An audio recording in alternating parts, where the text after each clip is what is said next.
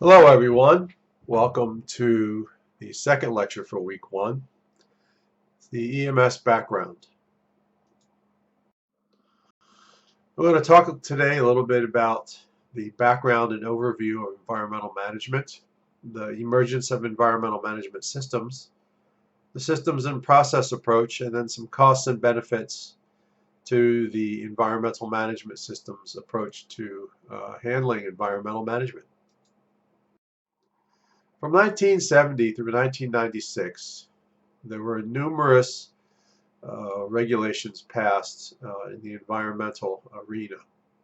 Beginning in 1970, we had the Clean Air Act, the Federal Environmental Pesticide Control Act, Federal Water Pollution Control Act amendments of 1972, the Ocean Dumping Act, Safe Drinking Water Act, Toxic Substances Control Act, the Resource Conservation Recovery Act, the Clean Air Act amendments of 1977, the Clean Water Act of 1977 was also passed. From 1980 to 1989, the regulations continued to build.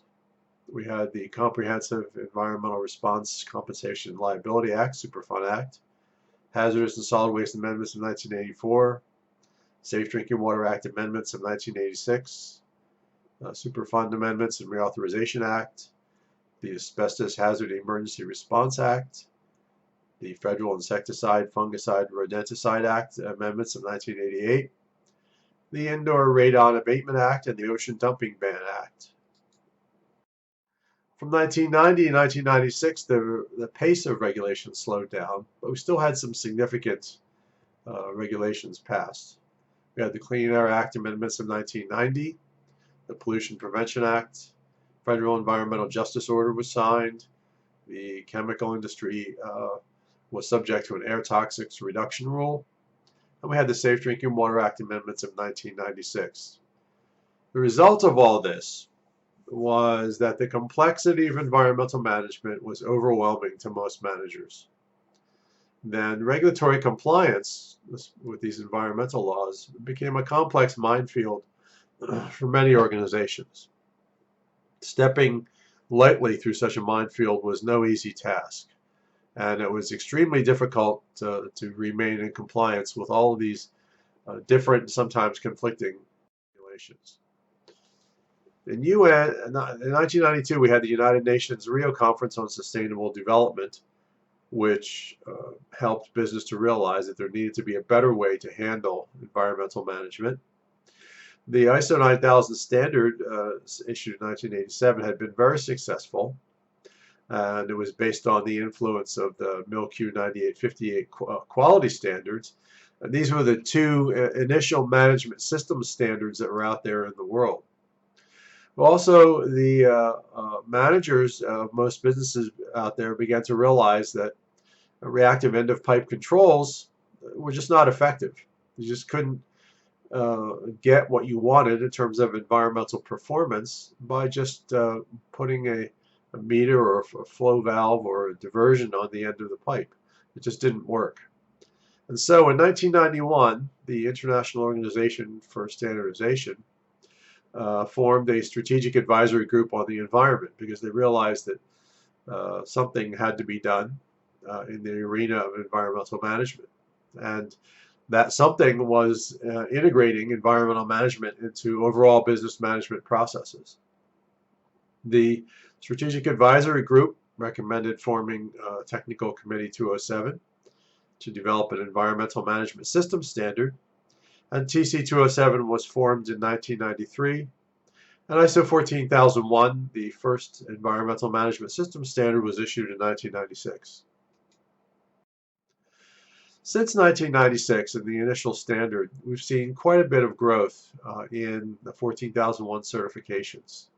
This map is especially interesting because we see the two areas for growth in the certifications, the East Asian countries and the Pacific countries, as well as Europe. North America is kind of lagging behind, so it's an interesting chart in that it contrasts the number of certifications through in North America with those found in East Asia and the Pacific.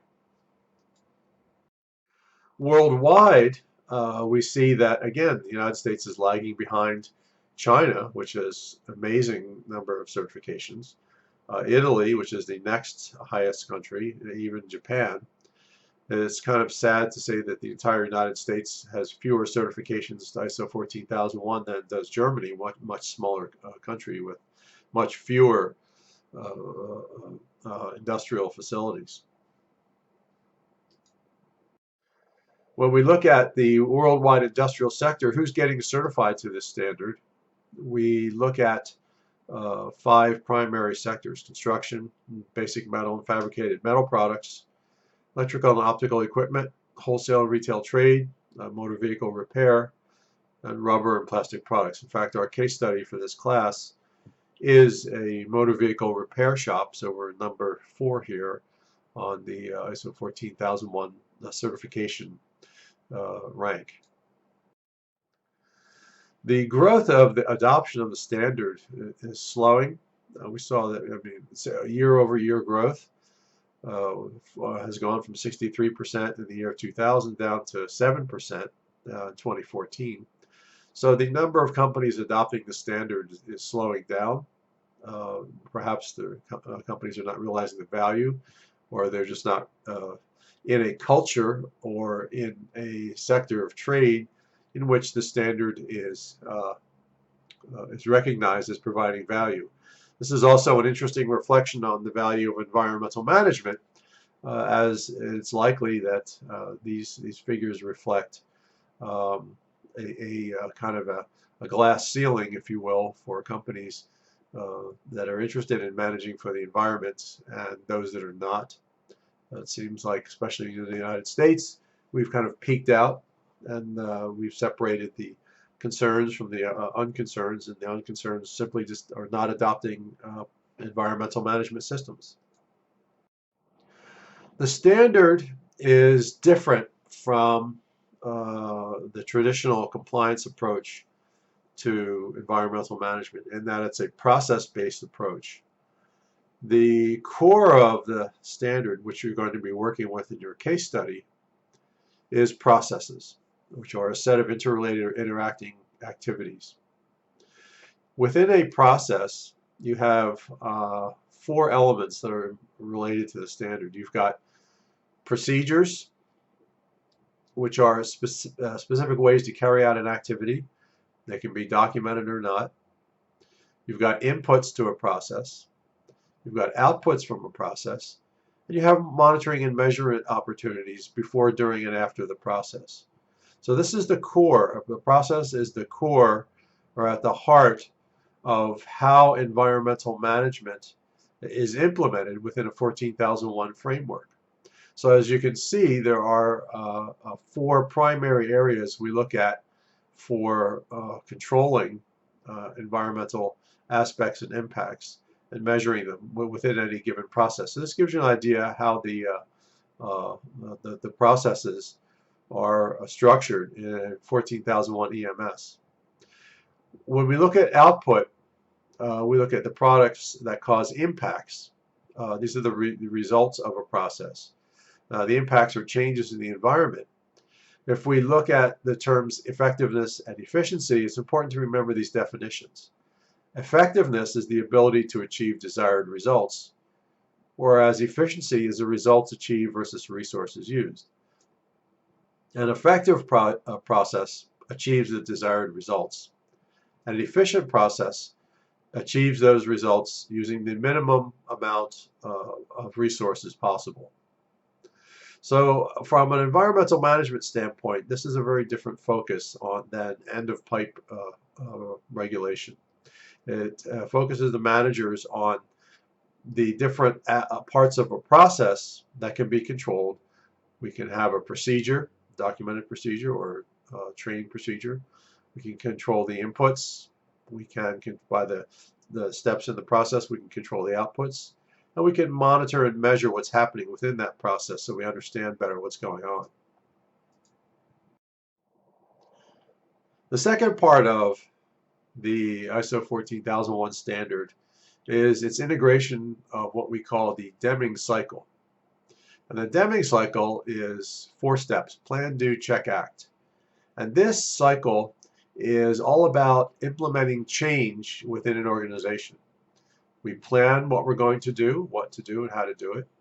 We do it. We implement the planned processes, or we do things to make the plan become realized. We check on our progress. Are things happening according to the plan? And then we act to figure out how to improve our activities the next time. This cycle was conceived by Deming, who was actually a physicist at MIT, as a set of management activities designed to improve organizations. And so this PDCA cycle is a core part of the 14001 standard, and it is felt by ISO that maintaining and continually improving process capabilities can be achieved by implementing the PDCA concept at all levels within an organization. The Deming cycle, as it was originally conceived, was essentially an experimentation cycle. It was a way of achieving change in an organization that was focused on incremental improvements. When we plan, we recognize an opportunity and plan a change. We implement and test the change, carry out a small-scale study to see how things are working by checking on them. We review it, we test, analyze the results, and identify what you've learned. And then we act based on what you learned in the study. If the change didn't work, you go through the cycle again with a different plan. If you're successful, you incorporate what you learned from the test into wider changes. You use what you learned to plan new improvements, beginning the cycle again. The third component of ISO 14001 is something called the Unified High-Level Structure. And ISO decided in 2012 that all management system standards shall use a common framework. And this HLS is the common framework, and it also includes common text and terminology. As you'll see with our presentations, we're going to use the definitions before we talk about anything to do with requirements. ISO decided that individual management system standards will add additional discipline-specific requirements as required. This has a couple of advantages. It offers enhanced compatibility of different management system standards. It's easier to implement because you take a progressive approach through the structure. It's easy to integrate standards into a management system because the elements are more logically linked to the strategic structure of any organization. We increase the value of the standards for users because it's easier to understand, and you also have increased effectiveness in standards development for the technical committees because you have a defined structure that you're using as an endpoint. There are 32 total management system standards that ISO has issued. The management system standards have proven to be very popular. These 6 are the most popular: ISO 50000 for energy management, the ISO 14000 family for environmental management, the ISO 9000 family for quality management, ISO 22000 for food safety management, the ISO IEC 27000 for information security management, and ISO 20000 for sustainable events management. As I said, there's 32 total. There's many that are very specific, very sector specific. All of these have adopted the high-level structure. The high-level structure consists of the following elements. We have a scope, normative references, which are and the scope, which are specific to the discipline. We have terms and definitions, specific to the discipline. We have item 4, which is the context of the organization, understanding the organization, its interested parties, the scope, and then the actual development of the management system. Item 5 is leadership. where we have leadership and commitment, policy, roles, responsibilities, and authorities. Item 6 is planning. Actions to address these risks and opportunities, and objectives and planning to achieve them. 7, we have the support for the management systems, resources, competence, awareness, and communication, as well as documented information. 8, we have operational planning and control. And 9, we have performance evaluation, which consists of 3 things: monitoring, measurement, analysis, and evaluation, internal audit, and management review. And finally, improvement, the 10th element of the high-level structure for these management system standards. What do we get when we put it all together? You'll see this diagram in the 14001 standard. We have at the core of every leadership or every management system standard is leadership. We see here we have the plan, do, check, act cycle. We have planning here, doing here, checking here, and acting here.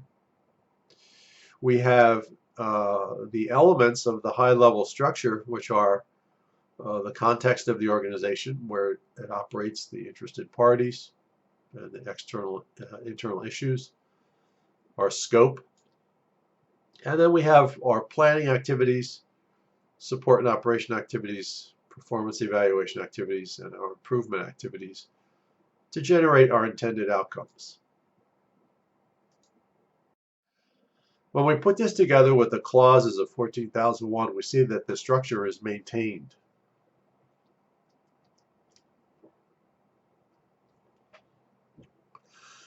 This diagram shows how the structure maps to the clauses of 14001, and in effect we're going to be following this throughout the class.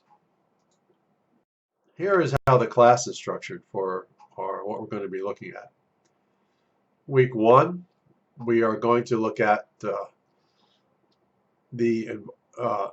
scope of the environmental management system, context of the organization, interested parties, internal issues. Week 2, we're going to look at leadership. We're going to cover planning in weeks 3 and 4. We're going to look at support and operation. This is very important, 5, 6, and 7. We're going to look at evaluating performance, weeks 8 and 9. And then we're going to look at improvement in week 10. Again, you can see how our class, as well as the clauses of the 14001 standard, is structured for advancing. We're going to stick strictly to the high-level structure, but we're also going to include the plan, do, check, act framework, so you get an idea of how to change for improvement in environmental management and environmental performance can be implemented in an organization. There are many costs and many benefits to the 14001 standard.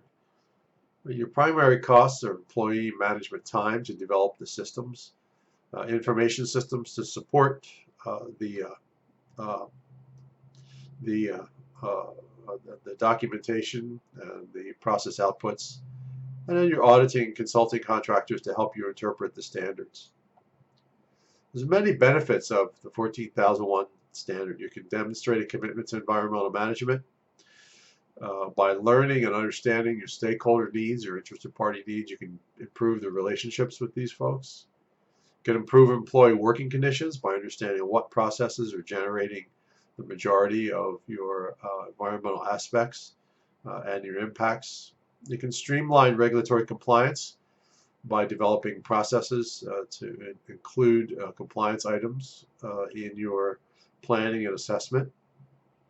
You can help to avoid fines and expensive corrective action measures from noncompliance or lawsuits. Over time, you will be able to reduce operating and environmental costs, because one of the parts of the standard that's really kind of a hidden benefit is cost reduction, because you're looking at the different processes from the viewpoint of operational efficiency. When you look at operational efficiency, you're looking at process control. You can also look at both efficiency and effectiveness at the same time and say, are we getting out of our processes what we want to get out of them, and are we expending too many resources? And this is a frequent eye-opener for management. And in many markets, the 14001 certification can offer you increased access.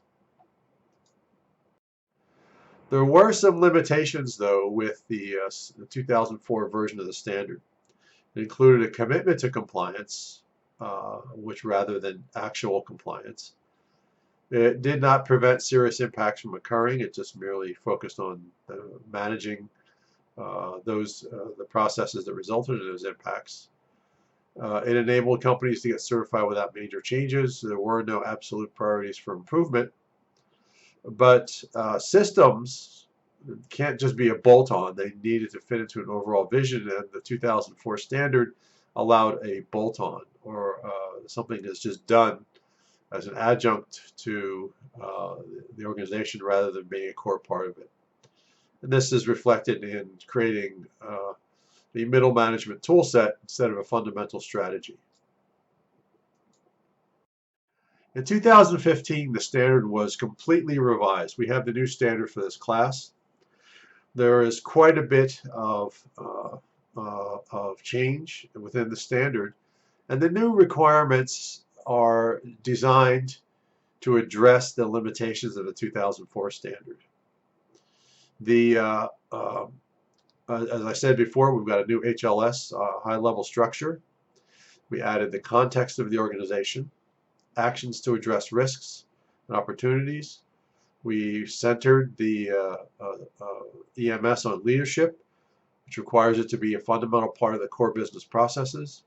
We improved compliance obligations, how they're identified and handled, increased communications within the organization as well as externally, implemented more of a life cycle approach, and this again resonates with the Plan, Do, Check, Act continual change. We included more requirements for performance evaluation and changed the emergency preparedness such that it becomes more effective in terms of the risks and opportunities identified in the planning process. So if you have any questions about the background or the history of the standard, what it's all about, just ask them in the instructor office threads.